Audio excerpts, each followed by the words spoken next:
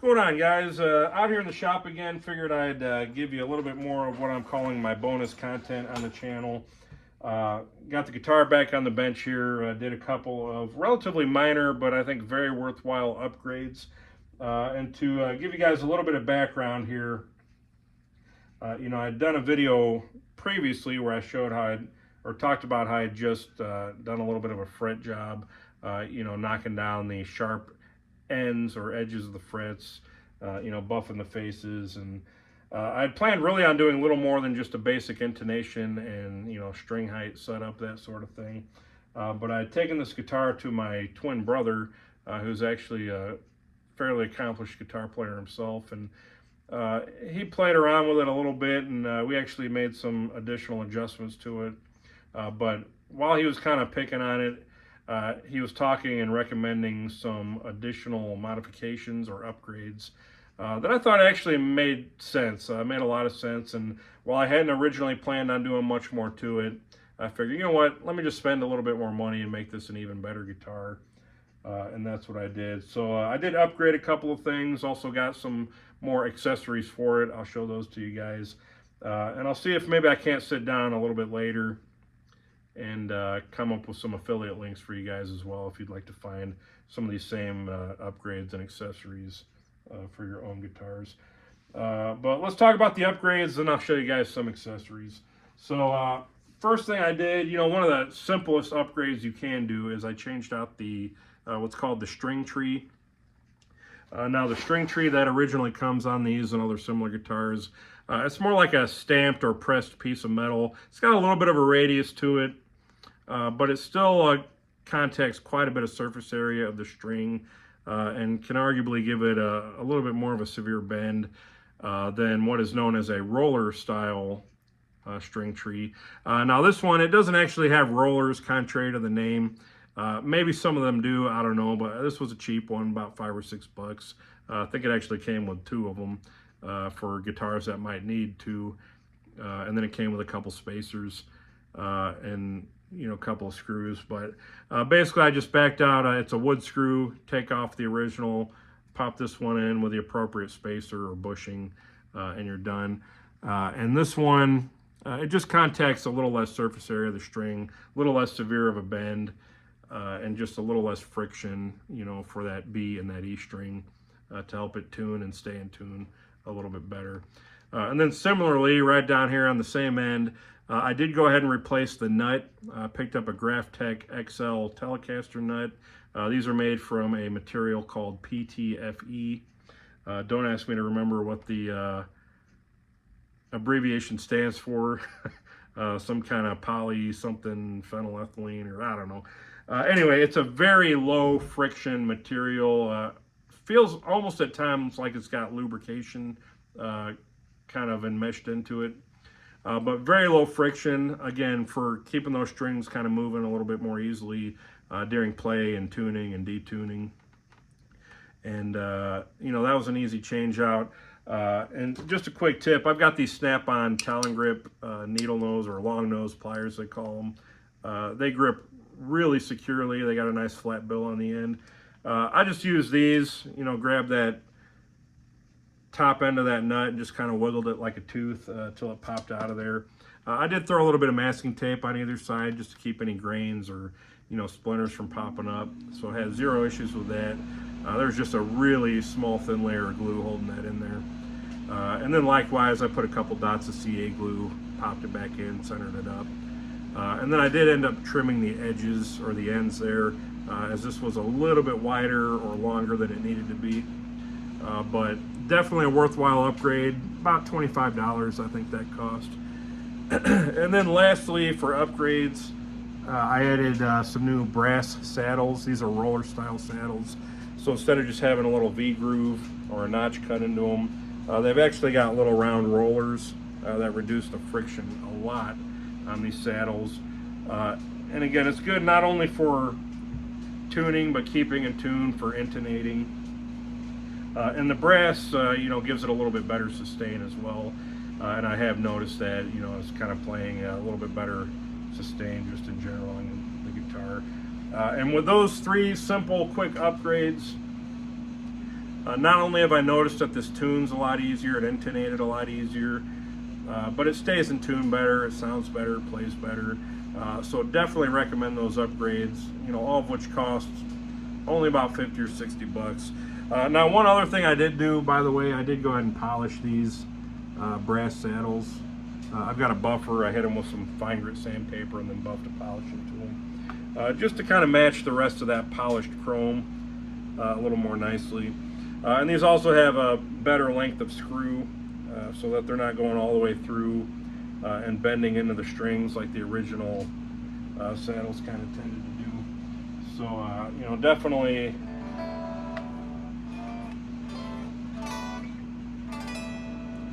recommend it as a kind of a quick and easy upgrade. Now the polishing, obviously that's optional. It doesn't really do anything other than change the looks a little bit.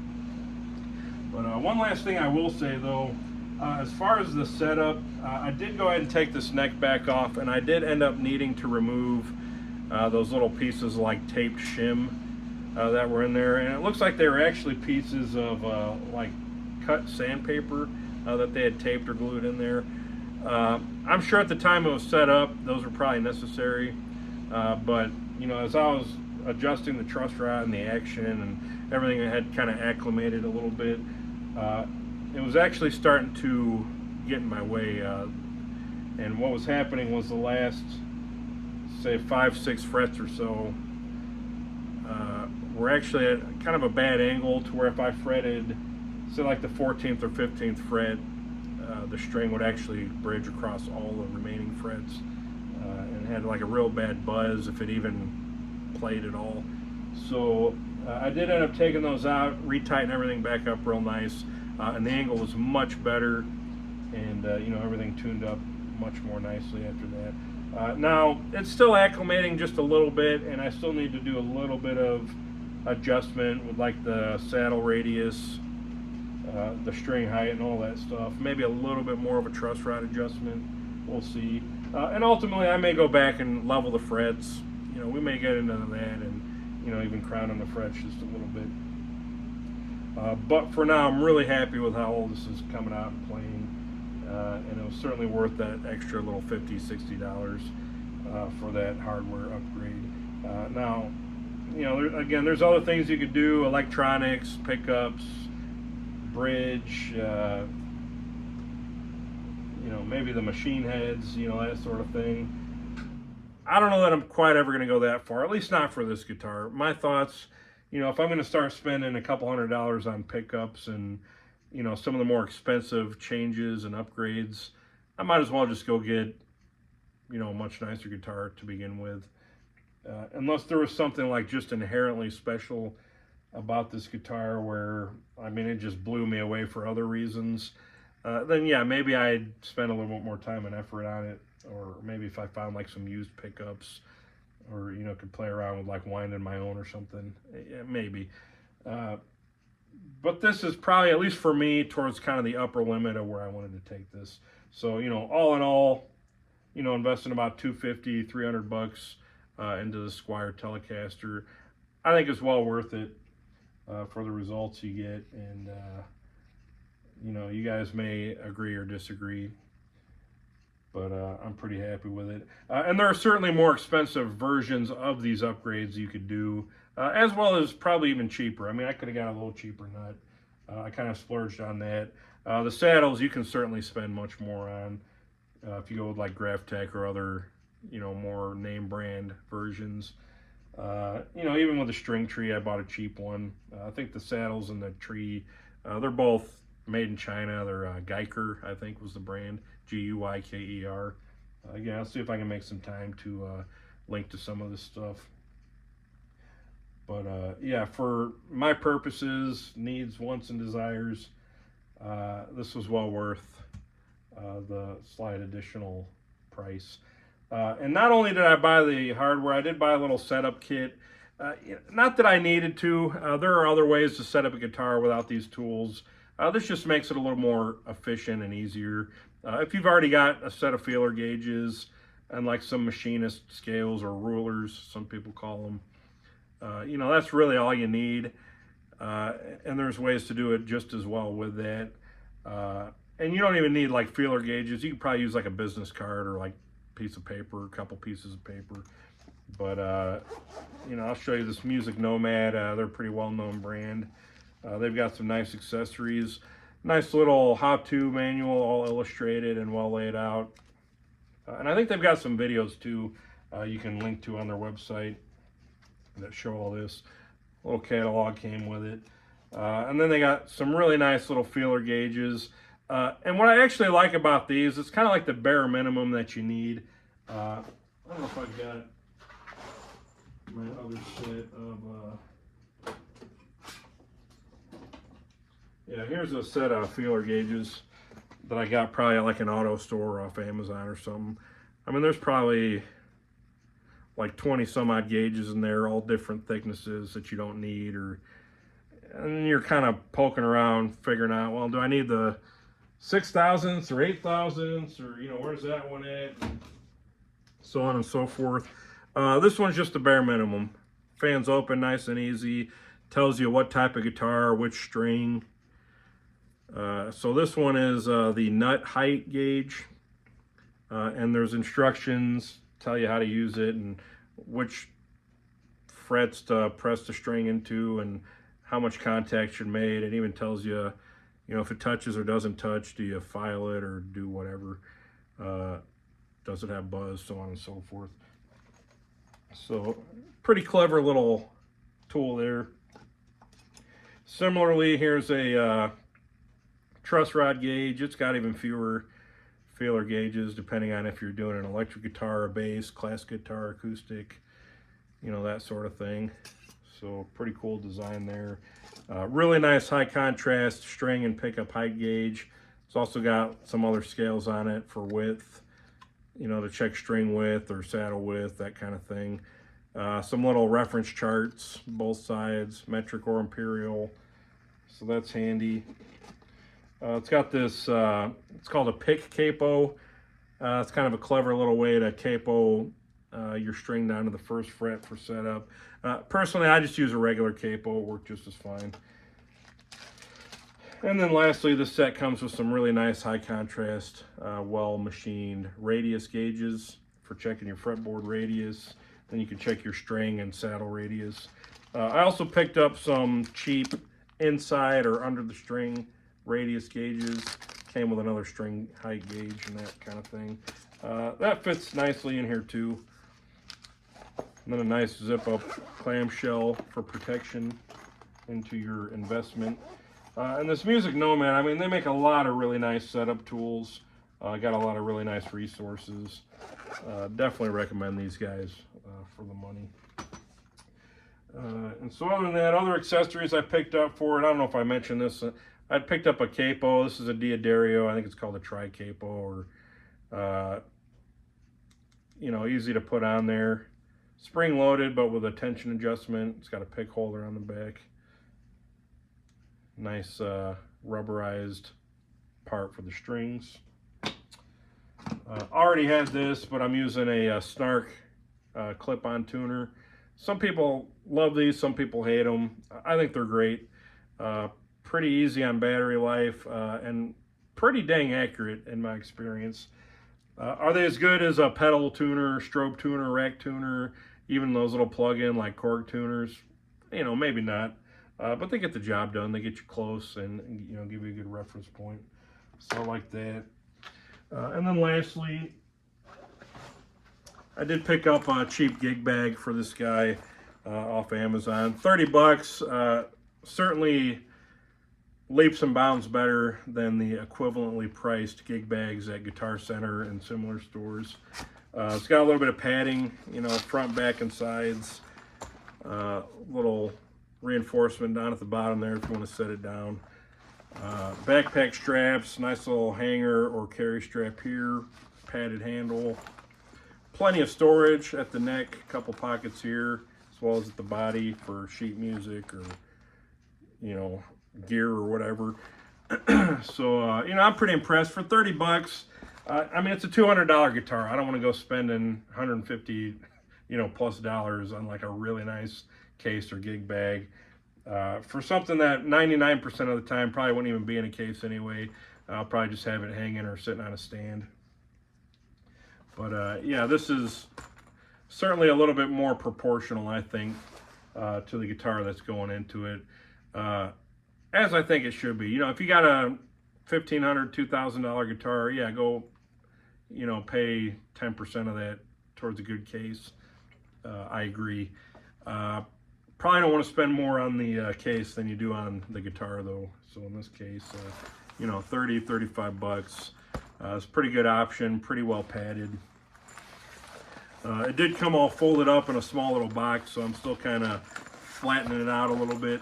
You might want to like stick it under your mattress for a couple days, or put something heavy on top of it without the guitar in it, obviously, just to kind of straighten it out, flatten it out a little bit.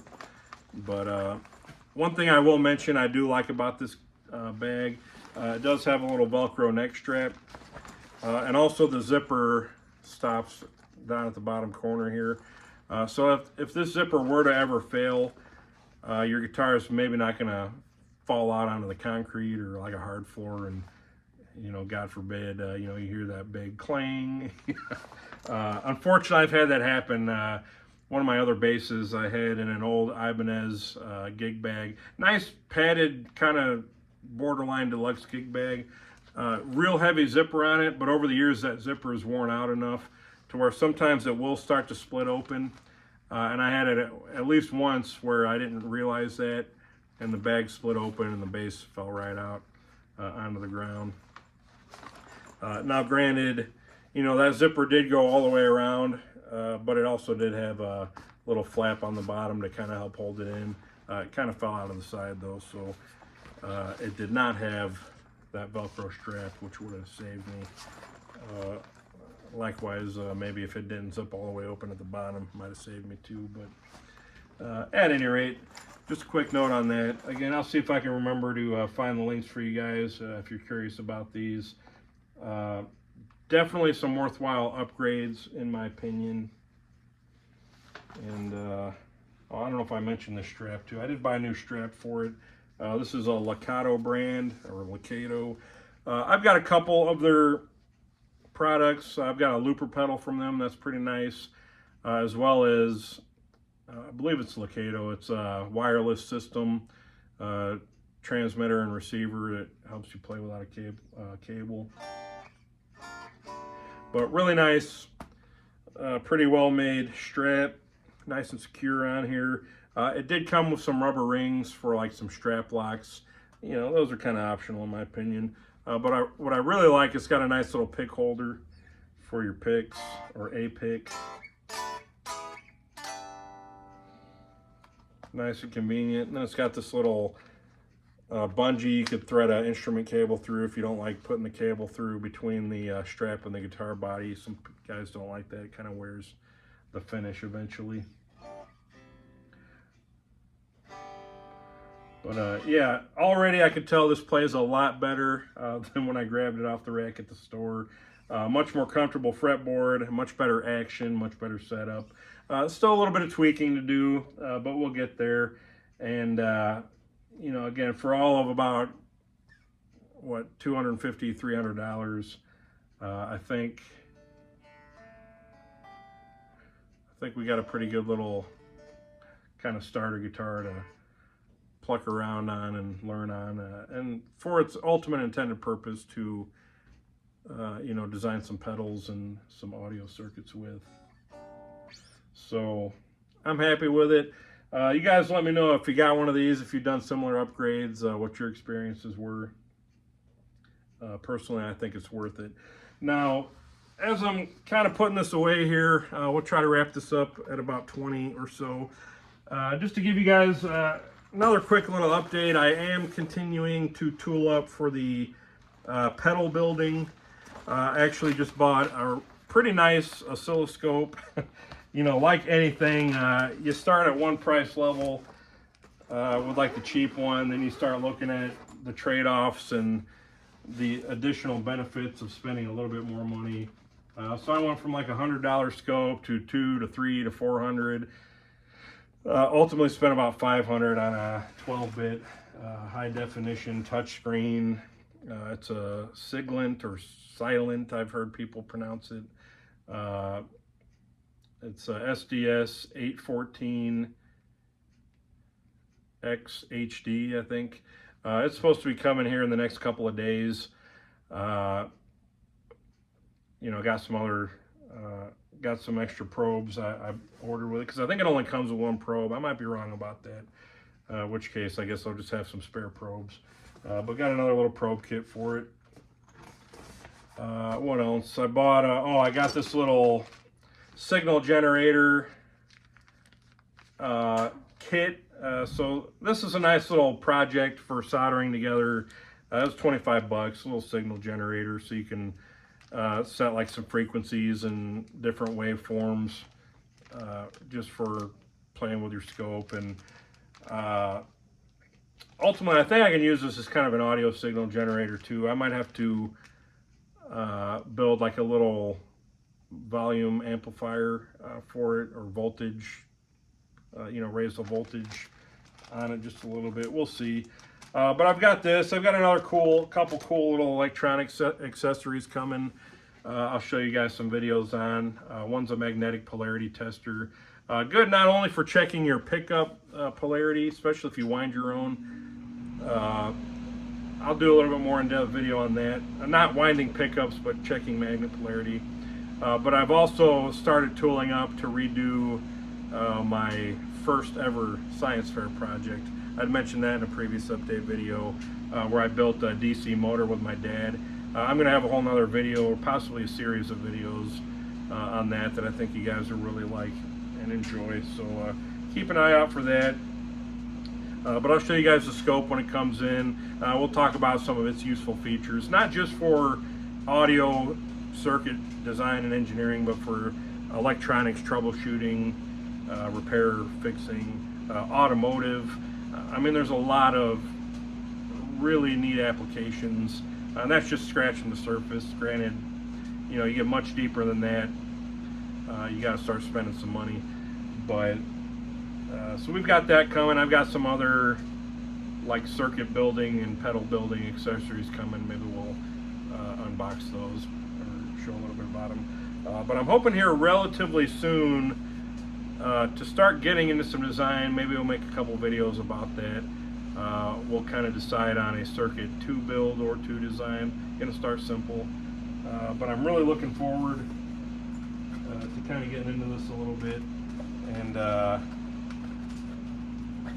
putting some of these new and even old tools that I've already had, putting those to use. So I guess we went over time just a little bit, but hopefully you guys get something out of these, or people that just happen upon my channel. Again, normally I'm talking about making knives and sheaths and tools and machining stuff, but occasionally we cross over into some additional bonus content. So hope you guys are enjoying these. Let me know what you think, or if you've had some similar stuff or other recommendations. Maybe I missed something, or maybe I'm like really missing the ball by not upgrading such and such, or by not getting this accessory, or you got your own favorites or recommendations, leave them below. And again, I'll try to link to what I've already been testing out and enjoying. So that's it, guys. Questions, comments, feedback, leave it below. As always, I appreciate you guys watching. We'll see you on the next one.